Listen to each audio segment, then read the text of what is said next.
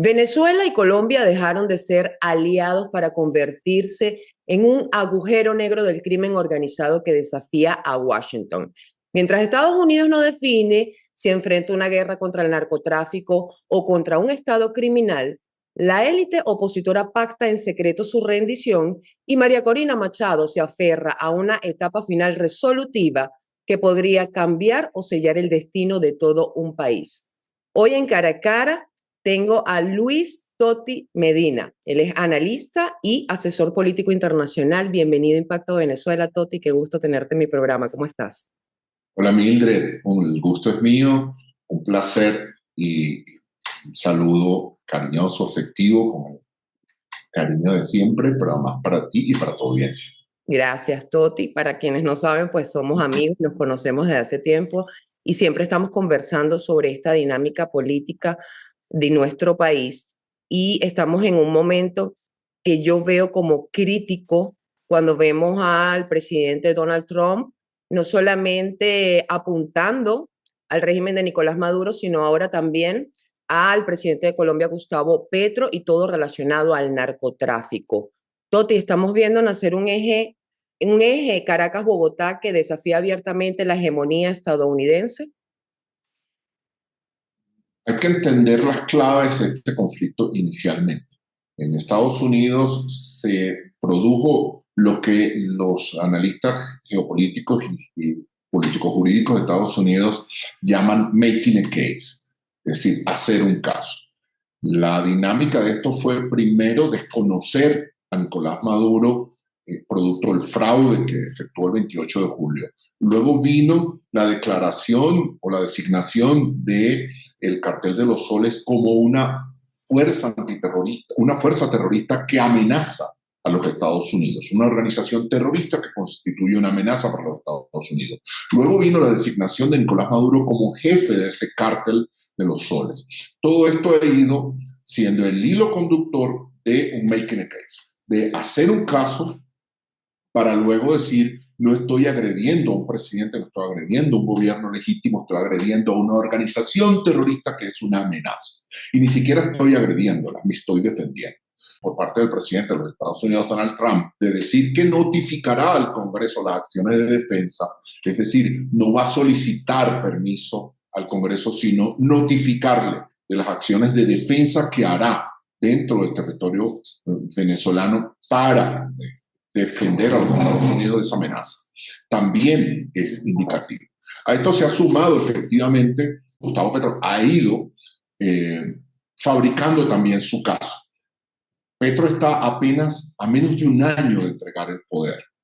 Su legado dentro de Colombia está seriamente cuestionado. Tiene unos niveles muy altos de desaprobación, su gestión, su liderazgo, y ha intentado reflotar eso con una dinámica de esa retórica antiimperialista, esa retórica de pues luchador y salvador de los pueblos. Lo vimos en su reciente aparición en una calle de Nueva York pidiéndole al ejército de los Estados Unidos que desobedeciera las órdenes de su comandante. Eso creó una crisis. Por supuesto, generó la respuesta del Departamento de Estado al retirarle la visa a él y a varios de sus colaboradores más cercanos. Y esto se complementa con la entrevista que recientemente dio a un periodista de apellido Coronel, muy reconocido entre Colombia, en el cual ataca a María Corina Machado, dice palabras o calificativos muy duros sobre la figura de María Corina Machado, y no termina de calificar a Nicolás Maduro como un dictador, ni termina de desconocerlo como presidente. Por supuesto, no llega todavía a la conformación de un eje Caracas-Bogotá, pero sí asoma la posibilidad cierta de que ya la Casa de Nariño manifieste su apoyo a Miraflores abiertamente. En caso, lo está haciendo al calificar la acción de los Estados Unidos como un acto de guerra en contra de la soberanía latinoamericana y humana. En sus largas disquisiciones, Petro es lo que ha fabricado, por así decirlo, conceptualmente. El Senado de Colombia declaró al Cártel de los Soles como una organización narcoterrorista internacional, pero estamos ante un nuevo modelo o poder paralelo que podría neutralizar la estrategia tradicional estadounidense, como lo son las sanciones, las invasiones o cualquier otra acción que pudiese estar en curso, como bien lo decías, que anunció Trump, que ya dio luz verde para un plan vía terrestre. Sí, lo que hemos dicho desde el principio es que lo que está emplazado en las aguas del Caribe venezolano, en toda su dimensión, es una fuerza de poder bélico demasiado grande y exagerada para una operación antinarcóticos, pero muy pequeña para una fuerza de ocupación o una acción de invasión total. Creo que lo que vienen son ataques quirúrgicos, ataques muy medidos para forzar a que sea la propia Fuerza Armada venezolana quien tome una decisión. Si está del lado del régimen, si continúa del lado del régimen y signa su suerte y sella su suerte al lado del régimen, o efectivamente deponen o desconocen a Nicolás Maduro como presidente de Venezuela. Eso creo que son las acciones, porque se trata de una fuerza de disuasión, se trata de una acción de disuasión, claramente, y de poner al adversario, en este caso, específicamente, no solo el régimen venezolano, sino a quienes le apoyan. Todos sabemos que el principal y único apoyo en este momento de Nicolás Maduro es la Fuerza Armada venezolana. A Nicolás Maduro solo lo sostienen, solo puede sostenerse a través del apoyo de la Fuerza Armada. No tiene apoyo político, no tiene apoyo popular, no tiene ya el sustento de legitimidad que debiera tener un gobierno, y solo le queda la Fuerza Armada. Y esta táctica de disuasión está dirigida específicamente a la Fuerza Armada, ya no a sanciones sobre sus oficiales, ya no a persecuciones directas a los oficiales, sino una acción bélica que compromete a la Fuerza Armada venezolana a tomar una posición. Toti, ¿por qué un presidente que está trabajando en una operación narcoterrorista anuncia, dice lo que va a pasar o lo que viene o lo que pudiera pasar? Porque bien lo decía el propio Donald Trump hace días, algo muy serio va a pasar pronto. O sea, guerra avisada no mata soldado, así dice ese refrán, ¿no? Pero entonces él está avisando. Entonces hay muchas personas que dicen, ¿por qué revelan lo que van a hacer? Claro, no revelan la estrategia como tal, pero dicen que algo va a pasar. Recordemos que esto es característico de el estilo propio de Donald Trump. Así negocia, así fue siempre un hombre de negocios y un empresario, y hoy desde la política sigue actuando de esa manera. Genera los mecanismos de presión para negociar en la mejor forma.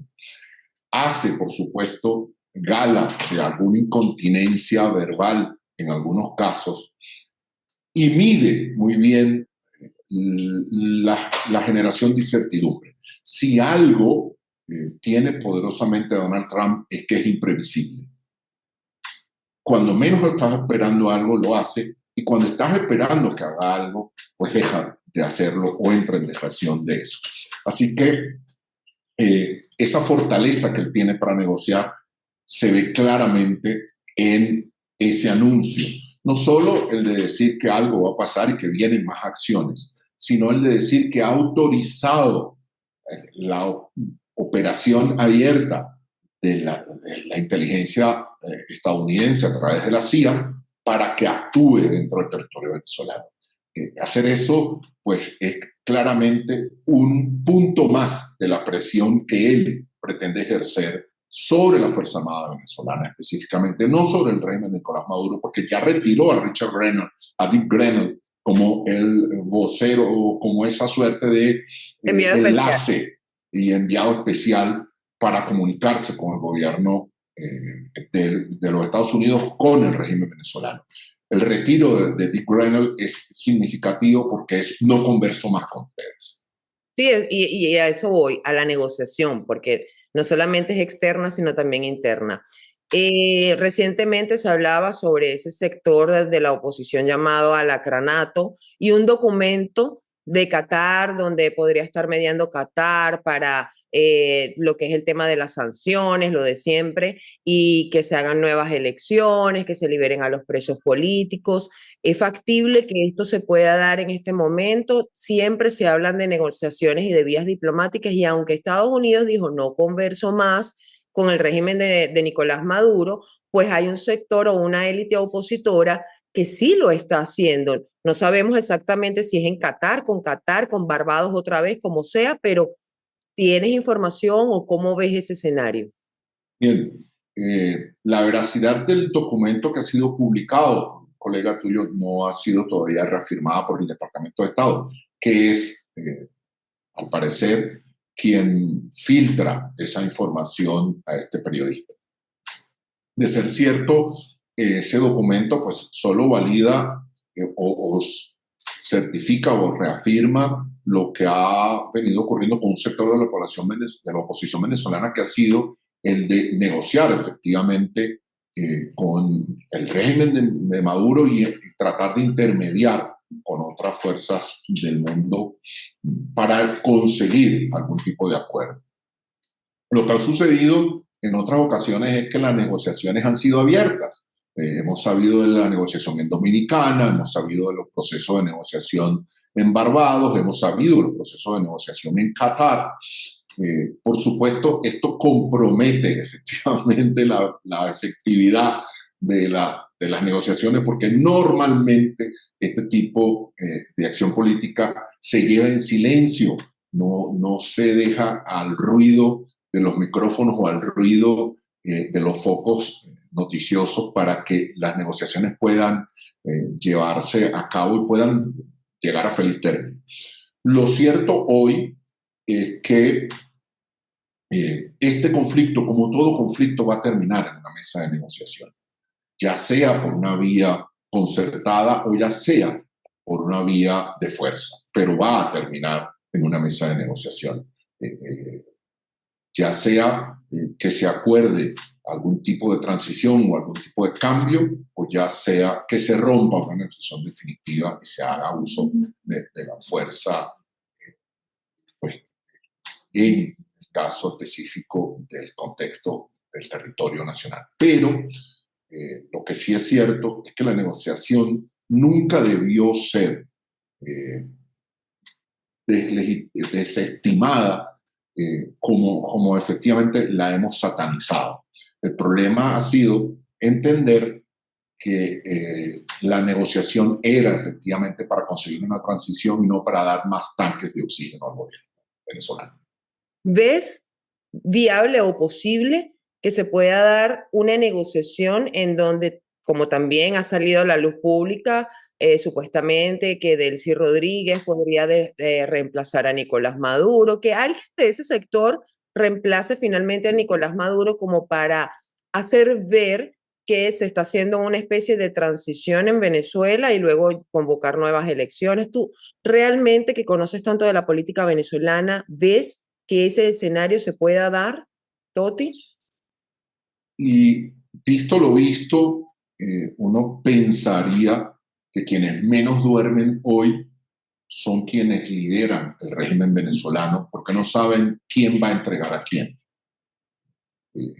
Creo que esa incertidumbre, esa vigilancia permanente de los unos sobre los otros, a causa precisamente del mecanismo de presión y de disuasión que ha ejercido los Estados Unidos, el que alguien tenga precio de millones de dólares sobre su cabeza lo convierte en un blanco, en un objetivo, hasta de los más cercanos. Por supuesto, aquí la negociación va a tener que ser, en términos de una transición, esa negociación deberá contener... A ver, tú te sientas, Mildred, en una mesa de negociación cuando tienes mucho que perder o mucho que ganar.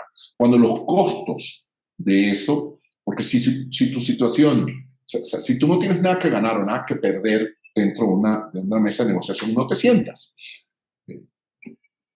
Aquí el mecanismo de presión está haciendo que el régimen venezolano tenga mucho que perder y tenga que, por la fuerza, sentarse a negociar.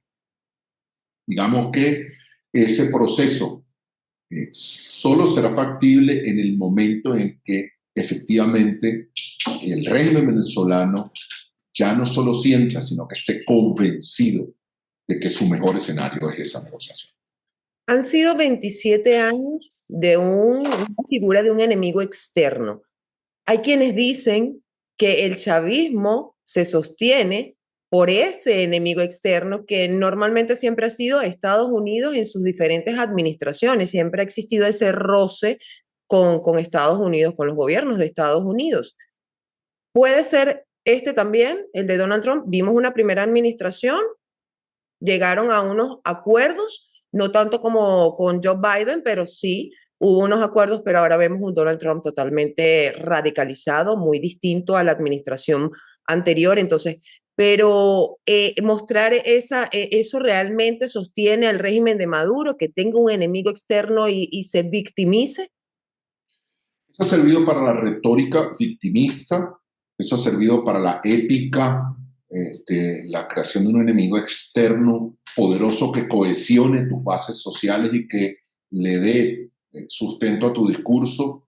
Hoy la población venezolana ya no camina en esa dirección ni come de esa historia y de esa narrativa.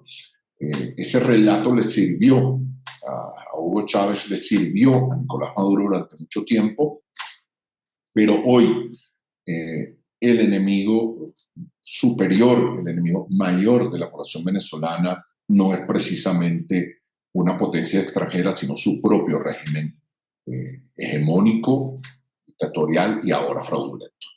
Rusia, China, Irán, ¿cómo ves el papel de ellos en este momento, cuando estamos a poco de finalizar el 2025? En todo este conflicto, por supuesto. Se sabe muy bien que los países no tienen amigos, tienen aliados. Los países no tienen relaciones, tienen intereses.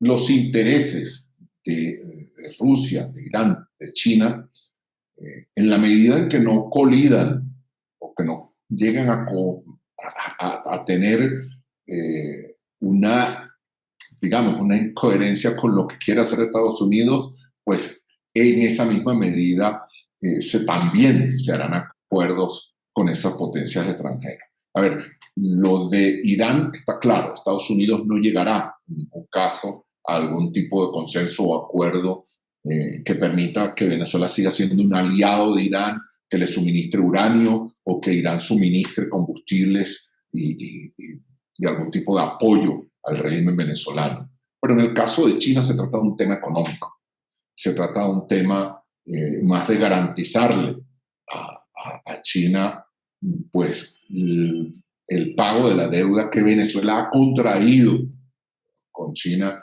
incluso en contraprestación de petróleo futuro. Ese tipo de cosas son, digamos, medianamente conversables, medianamente acordables.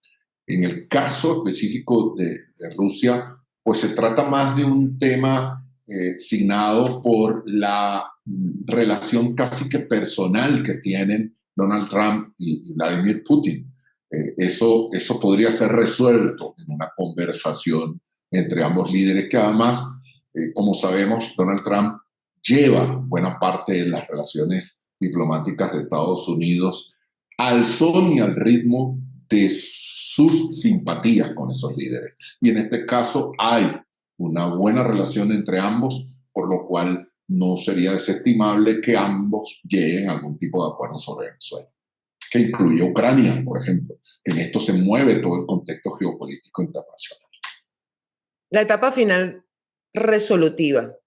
Dos figuras importantes de la oposición y la gente los identifica como la oposición genuina es María Corina Machado, Premio Nobel de la Paz 2025, y Edmundo González Urrutia, a quien se le adjudica la victoria de la presidencial del 28 de julio de 2024.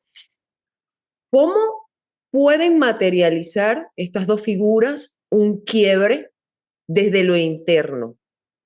a un quiebre de régimen desde lo interno, cuando no cuentan con apoyo financiero, cuando María Corina está en la clandestinidad, Edmundo González está en el exilio y la gran mayoría de sus acompañantes, o sea, de quienes los siguen en la política, también están fuera del país por persecución. Sí, en este caso se trata del timing, se trata del momento, ¿no?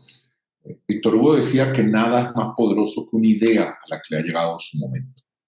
En este caso, un mecanismo de movilización interna que ejerza la presión social lo suficientemente fuerte, contundente, que obligue al régimen a pensarse sobre los costos de represión y elevarle efectivamente los costos de represión al gobierno, podrían ser pues una fórmula del mecanismo de presión interna necesaria que además se requiere para tener la fórmula que todos conocemos, el mecanismo de presión interna, el apoyo, por supuesto, internacional y el quiebre interno de la fractura de ese poder hegemónico que al verse elevados sus costos de represión, al verse elevados sus costos de permanencia en el poder, prefiere hacer un quiebre interno con la hegemonía del poder y facilitar un proceso de transición. Cuentan hoy María Corina y Edmundo con ese timing, con ese momento, pues pareciera que no. Pero los tiempos históricos y los tiempos sociales son distintos a los tiempos cronológicos. Hoy es domingo, ayer fue sábado, mañana va a ser lunes. Eso es un tiempo cronológico. Los tiempos sociales, los tiempos políticos, los tiempos históricos no obedecen a esas coordenadas específicas de la sucesión cronológica y sincronizada de eventos. Obedecen más y son comandados más por una diacronía. Te explico, por ejemplo, el día que cayó el muro de Berlín, a las 11 de la mañana, Erich Honecker, que fue el último premier de la Alemania socialista, mal llamada República Democrática Alemana, porque había tres mentiras allí. Ni era una república porque no se trataba de un concepto republicano de gobierno, ni era democrática porque efectivamente era comunista y no tenía ningún tipo de concesiones a la libertad económica, y tampoco era alemana porque era prácticamente una colonia soviética. Pues bien, este señor estaba inaugurando a 20 kilómetros de Berlín una estación de trenes y un periodista internacional le preguntó sobre las protestas que estaban sucediéndose a lo largo de Berlín Oriental y sobre todo cerca del muro. Y él pegó un saltito y dijo, el socialismo alemán durará 100 años. Eran las 11 de la mañana y eso era una verdad. En esa hora, en ese momento, el comunismo alemán dominaba la fiscalía, los medios, dominaba el poder de fuego del país, dominaba todo. A las 7 de la noche, cuando se sucede aquella infausta para ellos rueda de prensa en la que el ministro de Interior se confunde y nerviosamente dice que todos están autorizados a partir de ese momento para cruzar el muro, y se va una enorme cantidad de gente hacia el muro y comienzan a cruzarlo, se sucede a las 9 de la noche un cambio en la Alemania socialista. ¿Qué sucedió en el transcurso de esas 8 o 9 horas? Bueno, que ocurrieron los eventos que debieron haber ocurrido en años, en apenas horas o minutos. Es decir, el timing hoy para ejercer presión dentro del territorio venezolano pudiera no ser a esta hora del día real, pero dentro de unas horas podría estar ocurriendo, porque son tiempos sociales, son tiempos históricos, no son tiempos cronológicos. Eso es lo importante porque muchos se preguntan cuándo va a ser, cuánto va a durar esto. Y es perfecta la explicación que acabas de dar con ese ejemplo porque son los tiempos de los eventos que pueden suceder ahorita, pasado, en cualquier... O sea, no tenemos un control sobre eso, sino que simplemente ocurre y ya está. Sí, a veces en un minuto ocurre lo que pudo haber ocurrido en meses. A veces, y eso, pues los sociólogos y los estudiosos de las ciencias sociales lo denominan como, en algunos casos, la formación de masa crítica, en otros casos como, efectivamente, el timing o la constitución de un tiempo específico para que las cosas sucedan. Toti, breve, no quiero extenderme, pero es algo que siempre voy a preguntar porque me preocupa mucho cómo ves nuestra situación interna de la sociedad civil en Venezuela y cuál es el rol que deben tener en este momento tan crucial, digamos, para nuestro país. Sí, decía que hay cifras como las de la encuesta de COVID, como las de organismos internacionales que arrojan datos altamente preocupantes para Venezuela. Caso de la malnutrición o desnutrición o algún tipo de malnutrición en la población infantil de 0 a 7 años, que compromete seriamente la formación de su constitución neurológica. El cerebro de Mildred Manrique, el cerebro de Luis Toti Medina, de lo que me están escuchando y viendo, entre 0 y 7 años precisó de la alimentación correcta para que se formara en todas sus capacidades.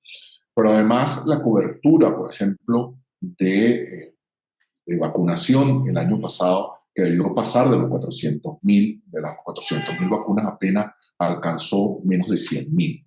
¿Esto qué quiere decir? Que probablemente si esto no lo paramos hoy, dentro de 15 o 20 años, esa población infantil que hoy la mitad de ella está malnutrida, que no tiene la cobertura sanitaria y la cobertura de medicamentos y de vacunas suficientes para proteger su salud, podría comprometer el futuro de Venezuela. Que la mitad de la población venezolana entre 20 años tenga severas incapacidades cognitivas, que tenga severos problemas de salud, porque al no haber una cobertura sanitaria y al no haber una vacunación, podría ser una población enfermiza. Es preocupante, eso hay que pararlo hoy. Y el rol de la sociedad civil venezolana estará ahí, en la recuperación de Venezuela.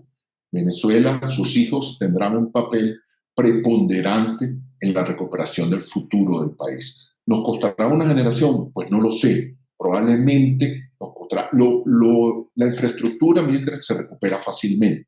Es decir, reactivar Guri, reactivar las represas, volver a tener la capacidad de generación de electricidad, de transmisión y distribución de la energía, es un proceso relativamente corto. Recuperar la vialidad y la infraestructura venezolana es un proceso relativamente corto. Lo Voluntad social. y la inversión, básicamente. Sí, lo social va a costar más, pero nada tiene más fuerza que un pueblo que decide a renacer de sus cenizas, y Venezuela ha dado demostraciones palpables a lo largo de su historia de que tiene la capacidad de esa palabreja tan uso hoy de resiliencia para recuperar su futuro y para recuperar a sus hijos. Toti, muchísimas gracias por compartir con Impacto Venezuela tu análisis sobre la situación de nuestro país. Vamos a seguir en monitoreo permanente porque, como bien hablamos de los tiempos, todos los días acontece algo distinto, pero nosotros tenemos ese compromiso firme de llevar la verdad sin censura a todos los hogares venezolanos para que vayamos entendiendo cómo se van desarrollando los hechos que estamos viviendo hoy en día con este conflicto Estados Unidos-Venezuela y ahora que también se suma Colombia, que es un país vecino. Gracias por todo, Toti. Gracias a ti, Mildred. Yo sé que a ti te pasa mucho con frecuencia que cada vez que alguien sabe que eres venezolana, te aborda con qué va a pasar en Venezuela. Porque a veces nos cuesta inmensamente explicar cómo llegamos aquí y qué podría pasar. Recientemente yo utilizaba una fórmula muy fácil que además me resolvía el problema diciendo: en Venezuela puede pasar cualquier cosa, incluso que no pase nada. Pero hoy estoy convencido de que sí, de que van a pasar cosas, y cosas buenas y positivas para Venezuela. Eso es lo que apostamos, a que todo sea en mejor, en positivo para nuestra patria querida, que es, bueno, yo digo que Venezuela ha aguantado tanto, que sigue siendo una tierra tan noble y tan bendecida que algo bueno tiene que pasar. Es así. Gracias, Toti. Amén. A toda mi audiencia también, Gracias. gracias por acompañarme cada día en este su espacio sin censura. Para más, visiten www.impactovenezuela.com y nuestras redes sociales @impactosve. Soy Mildred Manrique, nos vemos el próximo domingo.